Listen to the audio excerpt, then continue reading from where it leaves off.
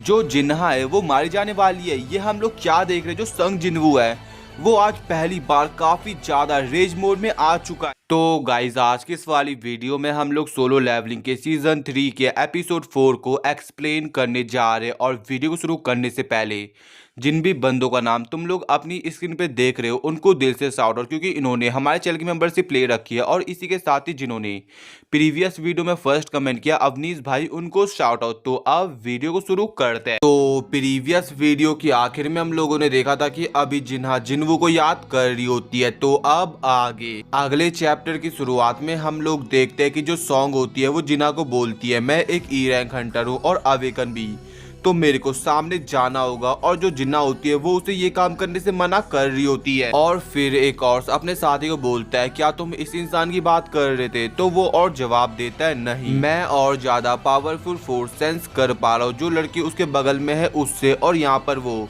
जिन्ना की बात कर रहा था। और अब ग्रीन और जिन्ना की तरफ आगे बढ़ता है उस पर हमला करने के लिए। और जब उन्हें लग रहा था ना कि उनका खेल खत्म, तभी उधर जिन्वू के ऑर्स की एंट्री होती है जो कि उस ऑर्स के हमले को रोक देता है। और फिर जो जिन्वू का शैडो सोल्जर था ना वो उस ऑर्स पे एक जोरदार मुक्का दे मारता है। और इस पंच का इम्पैक्ट इतना होता है ना कि वो जो ऑर्स होता है वो स्कूल से दूर जाकर गिरता है। और जो उसका साथी होता है ना वो इस चीज को देखकर काफी सरप्राइज हो जाता है। और अब उस जगह जिन्वू के 3 शैडो सोल्जर्स अपेयर हो जाते हैं जिन्हा को प्रोटेक्ट करने के लिए। और इसके बाद सीन चेंज होता है और हम लोग डंजन के अंदर का सीन देखते हैं जहाँ पर पार्क और उसकी टीम के सामने एक ट्विन हेड ऑग्र होता है। और जब वो ऑग्र पार्क पर हमला करने के लिए अपने वेपन का यूज करता है तभी पार्क अपनी सील का यूज करके उसके हमले को ब्लॉक करता है एंड चिल्लाते हुए बोलता है, योंटे। और फिर जो योंटे हंटर था वो ट्विन हेड ऑग्र की तरफ आगे बढ़ता है और उसकी दोनों आंख फोड़ के बड़े चौड़ में कहता है, तुम लोग जितना डैमेज मुझसे चाहते थे मैं उतना ही डैमेज दूंगा। और फिर हम लोग देखते हैं एक दूसरी हंटर को जो कि उस मॉन्स्टर की तरफ तेजी से आगे बढ़ती है और अपने वेपन से उसका एक सिर काट देती है। और फिर हम लोग देखते हैं मैक्स को जो कि अपनी मैजिकल पावर्स का यूज करके उस ऑर्ग को काफी डैमेज देते हैं एंड एट दी एंड वो लोग उस मॉन्स्टर को मार देते हैं। और अभी भी जो पार्क की टीम होती है ना उनके लिए परेशानी खत्म नहीं हुई, क्योंकि अभी वो लोग पीछे नहीं जा सकते बिकॉज पीछे अगर वो जाते हैं ना तो उनका इनकाउंटर अनडेड आर्मी से होगा। और इतनी बड़ी आर्मी देखकर ना जो पार्क की टीम वाले होते हैं वो काफी ज्यादा नर्वस हो जाते हैं। बट वो लोग देखते हैं कि जो वो अनडेड आर्मी है वो उन पर अटैक कर ही नहीं रही, वो अपनी जगह में ही खड़ी हो रखी है। और ये चीज ना दूसरे हंटर्स को भी समझ नहीं आती कि जो ये अनडेड आर्मी है वो पीछे क्यों जा रही है। बट जिन वो अपने मन में सोचता है, मैं यहाँ पे इसलिए आया क्योंकि इन्होंने मेरे को कहा था कि जो ये डंजन है वो हाई लेवल का है और यहाँ पे मेरी काफी एक्सपेक्टेशन थी। बट ऐसा कुछ नहीं हुआ। लेकिन अचानक से जिन्वू कुछ सेंस होता है और फिर वो पार्क को बोलता है, पार्क मेरे को कुछ अर्जेंट काम आ गया, मेरे को अभी यहाँ से निकलना होगा। और पार्क बोलता है, अबे तू ये क्या बात बोल रहा है, बिना तुम्हारे हम लोग डेंजर में पड़ जाएंगे और ये बात तुम अच्छे से जानते हो। और अब जिन्वू बात की गहराई को समझकर उन्हें कहता है, ठीक है तो फिर मैं उस इंसान को बुलाता हूँ जिसपे तुम मेरे जितना भरोसा कर सकते हो। और जो बंदा होता है ना जिसको वो समन करता है वो होता है आंट किंग बेरू। और अब जिन्वू बेरू को बोलता है, तुम्हें इन ह्यूमंस को प्रोटेक्ट करना है। और फिर बेरू पूछता है, तो फिर मैं अदर बींग्स का क्या करूँ? तो जिन्वू जवाब देता है, जो तुम्हारी इच्छा हो तुम वो करो उनके साथ। और अब बेरू दहाड़ता है और इसके बाद उस जगह जो 20 आंट्स होते हैं, नॉर्मल आंट्स, वो समन हो जाते हैं। और बेरू कहता है कि 20 आंट्स इनफ होंगे इस डंजन को क्लियर करने के लिए। और जैसे जिन्वू वहां से जा रहा होता है ना वैसे जंग उसे बोलता है, रुको, क्या तुम ऐसे जा रहे हो अपने बीच को खुला छोड़कर? और तभी जिन्वू बड़े सीरियस नजरों से उन्हें देखता है और बोलता है, मैं जाने से पहले इन्हें डिसमिस तो कर सकता हूँ अगर तुम चाहो, बट मेरे को फिर लगता नहीं है कि जो चीज है वो तुम्हारे फेवर में आएंगी। और फिर वो लोग समझ जाते हैं कि अभी उनके पास कोई ऑप्शन नहीं है। और इसके बाद अभी जिन्वू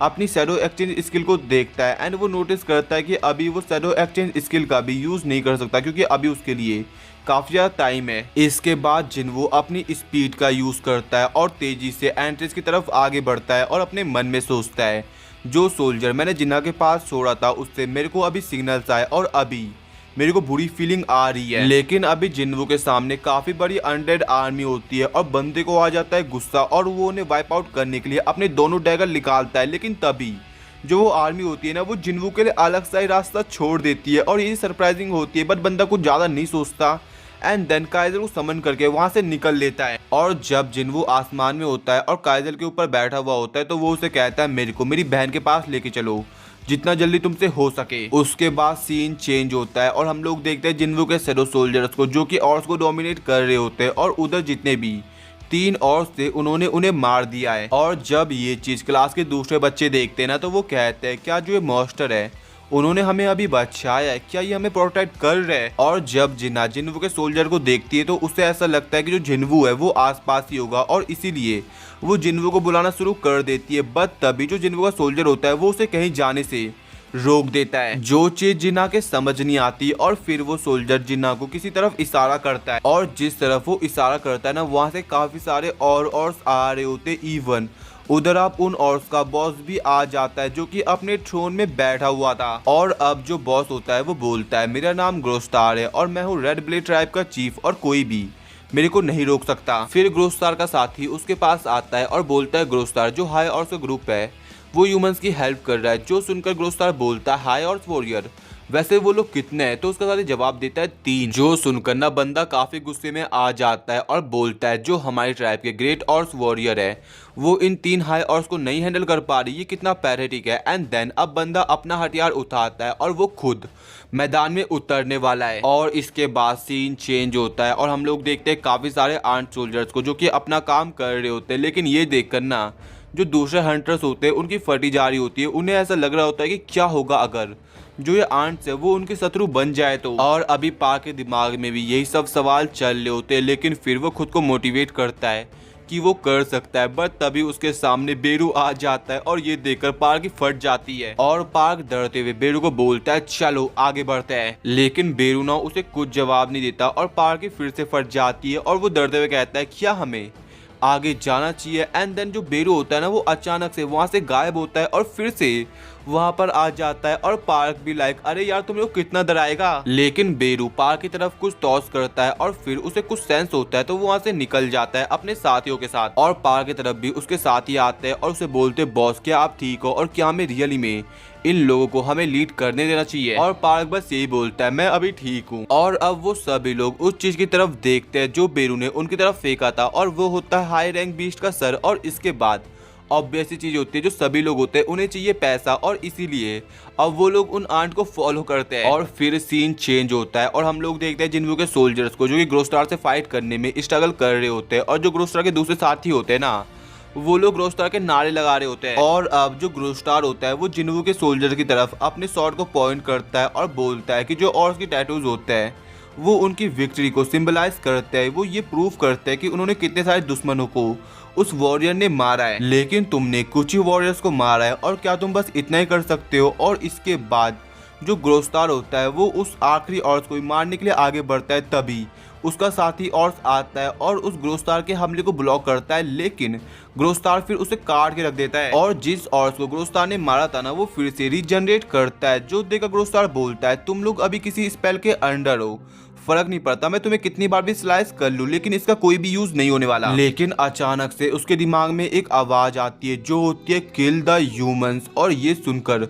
बंदे का सिर दर्द होता है और वो अपने मन में सोचता है कि टाइम के साथ जो चीजें है वो काफी ज्यादा बदतर हो रही है और मेरे को जल्दी इस काम को फिनिश करना होगा। इसके बाद ग्रोस्टार जिन्ना की तरफ देखता है और अपने मन में सोचता है कि अगर ये सभी लोग किसी स्पेल के द्वारा कंट्रोल्ड है तो मेरे को केवल बस उस लड़की को ही हटाना होगा अपने रास्ते से। और फिर वो अपने साथियों को ऑर्डर देता है उस लड़की को पकड़ने के लिए। और एक साथ जो सभी ग्रीन ऑर्स होते हैं ना वो जिन्वू के सोल्जर्स पर लगातार हमला कर रहे होते हैं और इस चक्कर में जिन्ना का गार्ड डाउन हो जाता है। आई मीन जो सोल्जर्स होते हैं वो जिन्ना को प्रोटेक्ट नहीं कर पाते। एंड देन इसी में हो गया फायदा, ग्रोस्टार उठाता है और जिन्ना का मुंह पकड़ लेता है और बड़े चौड़ में जिन्ना को बोलता है सो ये सब तुम्हारा काम है, मैं क्लियरली तुम्हारे अंदर से मैजिकल पावर्स को सेंस कर पा रहा हूँ। और अभी ना जिन्ना का दम घुट रहा होता है, लेकिन अचानक से ग्रोस्टार को कुछ फील होता है और जब वो बाहर की तरफ देखता है तो कोई चीज उनकी तरफ आ रही थी और बंदा ना काफी डर जाता है, उसके हाथ कांप रहे होते हैं, वो जिन्ना को छोड़ देता है। और जो वो चीज होती है ना उनकी तरफ आ रही वो जिन्वू और काइजल होते हैं। और इस चीज को देखकर ना बंदा काफी ज्यादा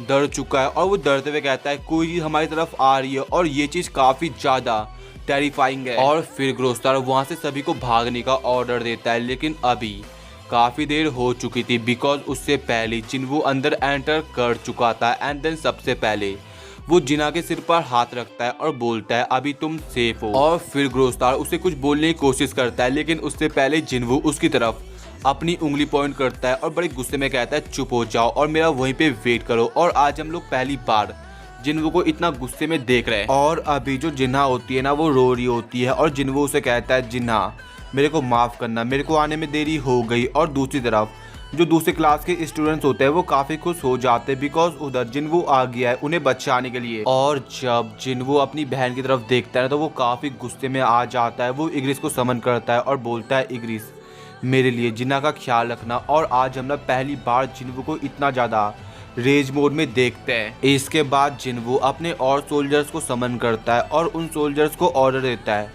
जो भी क्लास में बच्चे हैं उनको बाहर निकालने का, और वो लोग वैसे ही करते हैं फिर। और अब ग्रोस्टार जिन्वू को बोलता है मैं समझ गया हूँ जो ये इमोर्टल हाई ऑर्स है वो तुम्हारे सोल्जर्स है और तुम हो कौन और हमारी लैंग्वेज को कैसे जानते हो। लेकिन जिन्वू ना कुछ भी जवाब नहीं देता, वो गुस्से वाली नजरों से उसे देख रहा होता है। और ये चीज देखकर ग्रोस्टार भी समझ जाता है कि जिन्वू कोई इंटेंशन नहीं है उसे उसके आंसर देने का, और इसीलिए वो अपने साथियों को जिन्वू पे चार्ज करने को बोल देता है। और फिर एक और बड़े चौड़ में जिन्वू की तरफ आगे बढ़ता है, लेकिन जैसे ही वो उस पर हमला करता है ना वैसे जिन्वू उसका हाथ पकड़ देता है और मोड़ देता है, जिससे उस औरत को काफी दर्द हो रहा होता है, वो चिल्ला रहा होता है। एंड आखिर में जिन्वू उस औरत को जमीन पे पटक देता है। और फिर दो और जिन्वू की तरफ एक साथ आगे बढ़ते हैं, लेकिन जिन्वू अपने कमांडर टच स्किल का यूज करता है और उन्हें हवा में उड़ा के आपस में पटक देता है। एंड ऐसे ही वो उन्हें भी खत्म कर देता है। और अब एक साथ झुंड में औरत अपने जिन्वू पर हमला करते हैं, लेकिन जिन्वू एक एक करके सभी औरत को हरा देता है। एंड आखिर में जितने भी औरत उसकी तरफ आए थे ना वो सभी का खेल खत्म कर देता है। और जो ये पैनल था ना वो काफी ज्यादा बैरिस्ट लग रहा था देखने में। और अब हम लोग देखते ग्रोस्टार को जो कि जिन्वू की पावर देकर उसे कुछ बोले ही सही उससे पहले जिन्वू उसका मुंह पकड़ता है और कमांडर टच स्किल का यूज करके उसे दूर दीवार पे पटक देता है। और जब वो अपने आसपास देखता है तो काफी सारे स्टूडेंट्स मरे हुए थे। और अब जिन्वू ग्रोस्टार से पूछता है कि क्यों उसने इतने सारे ह्यूमंस को मारा है। तो ग्रोस्टार अब उसे बताता है कि मेरे सिर में हमेशा एक वॉइस चलती रहती है जो होती है कि ह्यूमंस को मार डालो। और अब जिन्वू उससे बोलता है तो मेरे बारे में क्या जो वो वॉइस है वो मेरे को भी मारने को बोलती है। लेकिन अभी जो ग्रोस्टार होता है ना वो काफी डरा हुआ था और वो उससे माफी मांग रहा होता है, लेकिन जिन्वू उसे कहता है मेरे सवालों का जवाब दो, क्या जब तुम मेरे को देखते हो तुम्हें वो वॉइस सुनाई देती है। लेकिन अभी ना ग्रोस्टार कुछ नहीं बोलता, वो उसे माफी मांग रहा होता है। और अब आखिर में जिन्वू अपना डैगर निकालता है और समझ जाता है कि वो उनके लिए ह्यूमन कंसीडर नहीं होता। एंड देन अब तुम लोग जिन्वू गुस्सा देख के समझ गए होगे कि वो क्या करने वाला है। और इसके बाद ना सीन चेंज होता है, हम लोग देखते हैं डंजन बॉस को जिसकी एक अनडेड आर्मी होती है। और ये चीज देखकर ना पार्क और उसके साथ ही काफी ज्यादा नर्वस हो रहे होते हैं। लेकिन फिर उधर बेरू आ जाता है सभी की हेल्प करने के लिए, जो देखकर जो किंग होता है डंजन बॉस होता है वो बेरू को बोलता है तुम तो शैडो आर्मी से हो, लेकिन किंग की पर्सनल आर्मी हम पर क्यों हमला करेगी। और तभी बेरू उसकी तरफ अपनी उंगली पॉइंट करता है और बोलता है किंग ने हमें चुना है ना कि तुमको। और फिर डंजन बॉस बोलता है इम्पॉसिबल, और अब मैं किंग से खुद जाके बात करूंगा। लेकिन अभी जो बेरू होता है ना वो डंजन बॉस की छाती के अंदर अपने हाथों घुसाता है और उसे कहता है हाँ तुम्हें काफी कुछ कहना होगा उसे जो कि अभी मरने वाला है। और फिर बेरू उसकी बॉडी से एक ग्रीन टाइप का क्रिस्टल निकालता है और उसे डिस्ट्रॉय कर देता है, जिससे जो उसकी आर्मी होती है ना अंडर आर्मी वो पूरी डिस्ट्रॉय हो जाती है। और जो दूसरे हंटर्स होते हैं ना वो काफी चौंके हुए होते हैं बिकॉज बेरू ने उसे सिंगल पंच में ही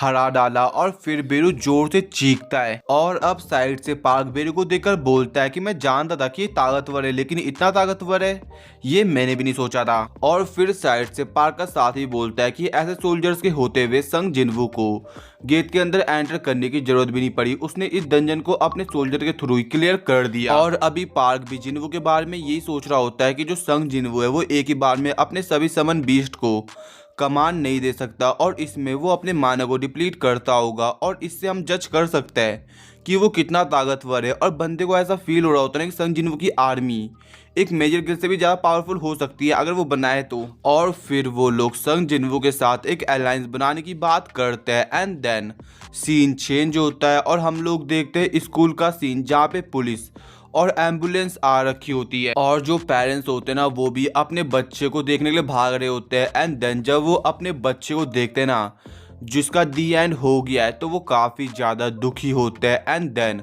सीन चेंज होता है और हम लोग देखते हैं संग जिनवू और मिस्टर गो को, जो कि गाड़ी में कहीं जा रहे होते हैं। और पहले तो मिस्टर गो संग जिनवू को स्कूल के अंदर कितनी कैजुअलिटीज हुई है उसके बारे में बताते हैं और फिर वो अपना उसे फोन देते हैं। और फिर जिनवू एक ग्राफ को देखता है, जो ग्राफ इस चीज का निशान होता है कि पिछले 6 महीने में वर्ल्ड वाइड कितने गेट अपीयर हुए और जो इसकी संख्या होती है ना वो काफी ज्यादा तेजी से बढ़ रही होती है। और पहले तो जो मिस्टर गो होते हैं वो नॉर्मल बातचीत करते हैं, जो कि हमारे इतने काम की है नहीं। और फिर जिनवू उनसे मुद्दे के सवाल पूछता है कि सर वैसे आप मुझसे आज क्या बात करना चाहते हो। तो मिस्टर गो संग जिनवू को एक पर्चा दिखाते हैं, आई मीन रिक्वेस्ट दिखाते हैं, जो कि पूरी दुनिया के गिल्ड ने, आई मीन जो पूरी दुनिया की कंट्रीज होती है उन्होंने की है, बिकॉज वो संग जिनवू से मिलना चाहते हैं। और मिस्टर गो उसे ये भी बोलते हैं कि अगर मैं तुम्हें सही बताऊं तो हंटर एसोसिएशन के पास कोई राइट नहीं है तुम्हें रोकने का, और हम लोग केवल तुम्हारी पर्सनल इन्फॉर्मेशन को ही प्रोटेक्ट कर सकते हैं अकॉर्डिंग टू योर रिक्वेस्ट। और ये तुम पे डिपेंड करता है कि तुम उधर जाओ या ना जाओ। लेकिन अगर तुमने एक बार साउथ कोरिया को छोड़ दिया तो मेरे को डर है कि जो हमारी कंट्री है वो इस चेंजेस को अडॉप्ट ना कर पाए। और यहाँ पे वो किस चेंजेस की बात कर रहे हैं, जो बढ़ती हुई गेट की संख्या उनकी। और अभी वो लोग हॉस्पिटल भी पहुंच जाते हैं और जब जिनवू अपनी बहन को लेने जा रहा होता है तभी मिस्टर गो उसे रोकते हैं और बोलते हैं मिस्टर संग मैं तुम्हारे लिए सब कुछ करूंगा जो मेरी पावर के अंदर आता है, तुम्हें वो रिसोर्सेज देने के लिए जो तुम्हें जरूरत है, लेकिन प्लीज इसी कंट्री में रहना। और अब जिनवू इस मौके का फायदा उठाता है और बोलता है अगर ऐसा है तो मैं हाई रैंक डंजन्स के अंदर अकेले एंटर करना चाहता हूँ, और क्या आप मेरे लिए ये कर सकते हो। तो मिस्टर गो बोलते हैं तो तुम मुझसे ये मांग रहे हो कि मैं मिनिमम कैपेसिटी रिक्वायरमेंट को रिमूव कर दूं। और जिनवू बोलता है यस। और अब जो मिस्टर गो है ना वो इस चीज को हैंडल करने वाले हैं। और इसके बाद सीन चेंज होता है और हम लोग देखते हैं जिनो की बहन को, जिसका नाम होता है सोयून। और जिनो उसे कॉल करता है और बोलता है क्या तुम हमारे गिल्ड में ज्वाइन करना चाहती हो, और हम लोग तुम्हें कोई काम भी नहीं कराने वाले, और इसीलिए आ जाओ और हमारे गिल्ड को ज्वाइन कर लो मेरे फादर गिल्ड के एम्बेसडर बनने के बजाय। और फिर सोयून उसे जवाब देती है वैसे अचानक से ये तुम्हें गिल्ड का आइडिया कैसे आ गया, एंड बाय द वे क्या तुम जानते हो कि जो जिन्नी है वो कोरिया आ रही है। तो जिनो उसे जवाब देता है हाँ मैं जानता हूँ वो मेरी बड़ी बहन है, एंड अगर तुम्हें कोई एतराज ना हो तो हमें हमारे गिल्ड के लिए एक फाउंडिंग मेंबर की जरूरत है। और फिर सोइन जवाब देती है तुम मेरे को उस गिल्ड के बारे में पूछ रहे हो जो तुमने अभी क्रिएट की भी नहीं है, और क्या तुम श्योर तो हो ना कि तुम स्कैम नहीं हो रहे किसी सैडी गाय के थ्रू। और अपना जो जिनो होता है ना वो उसे बोलता है अगर तुमने उस सैडी गाय को देख लिया ना तो तुम भी शॉक्ड हो जाओगी। एंड देन सीन शिफ्ट होता है और हम लोग देखते हैं जिनवू के ऑफिस को, जहाँ पे जिनवू कुछ ऐसा देख लेता है ना जिसको देखकर वो चौंक जाता है और जिनो को बोलता है क्या ये वही इंसान है जिसकी तुम बात कर रहे थे। तो जिनो जवाब देता है यस ये मेरी कजन है यो सोयून। और जब सोयून जिनवू को देखती है ना वो काफी सरप्राइज हो जाती है, उसका मुंह खुला का खुला रह जाता है और उसे यकीन नहीं होता कि वो अपने सामने आज संग जिनवू को देख रही है अभी। और इसके बाद अब जिनवू सामने से उसे अपने गिल्ड में आने का ऑफर देता है, लेकिन इस बार ना जो सोयून होती है वो आराम से एक्सेप्ट कर लेती है। और समझ रहे हो ना कि भाई सोयून कितनी जल्दी पलट गई है। और फिर वो उसे एक सेल्फी खींचने को भी बोलती है, आई मीन उसके साथ सेल्फी खिंचाने को भी पूछती है जिसको वो सोशल मीडिया पे पोस्ट कर पाए। उसके बाद सीन चेंज होता है और हम लोग देखते हैं एसोसिएशन का सीन। और जब जिनवू की बात हायर अप्स तक पहुंचती है ना तो भाई जो हायर अप्स होते हैं वो काफी ज्यादा गुस्से में आ जाते हैं और वो संग जिनवू के लिए कोई भी स्पेशल ट्रीटमेंट को रद्द कर रहे होते हैं। और इस चीज को लेकर ना इनके बीच काफी लंबी चौड़ी बात चलती है, बट जो डिसीजन होता है वो संग जिनवू के फेवर में ही होता है। और उसके बाद सीन चेंज होता है और हम लोग देखते हैं सोयून की सेल्फी को जिसके अंदर जिनवू भी होता है। और ये चीज ना चाहे इन देख लेती है और उसे ये देखकर बिल्कुल भी सही नहीं लगता। और इसी के साथ ही जो अपना एपिसोड है वो खत्म हो जाता है। तो गाइज अगर तुम्हें आज के लिए वीडियो पसंद आई हो तो वीडियो को लाइक, चैनल को सब्सक्राइब एंड इस वाली वीडियो को अपने दोस्तों के साथ शेयर कर देना। और अगर तुम्हारा कोई भी डाउट होता है तो तुम मेरे को इंस्टा पे डीएम कर सकते हो और लिंक तुम्हें डिस्क्रिप्शन में मिल जाएगी। तो अब मिलता है नेक्स्ट वीडियो में।